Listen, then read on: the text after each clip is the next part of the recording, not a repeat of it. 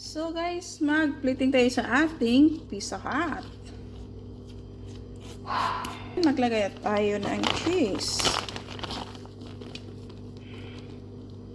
Lagyan mo muna ng cheese. Salmon.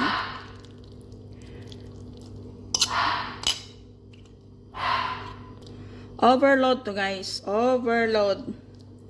At saka nilagyan ko rin siya ng crab meat. Crab stick. Then maglagay din ako ng pickles. Chili pickles.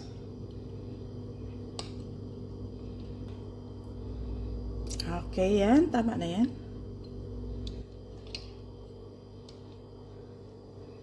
Okay. Then, yung ating cheese ulit sa ibabaw. Gusto ko pag maraming cheese, masarap. Pang homemade lang to guys ha, hindi pang commercial. Kasi pag damihan natin ng cheese, wala na yun.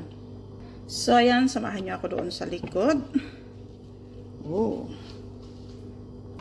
Mayroon na tayong pinainit. Ayan. So, luto na yung ating pizza, ha? Wow.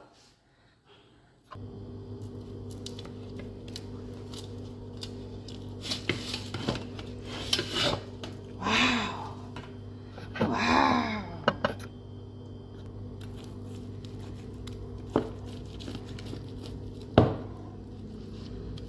Wow. Mmm.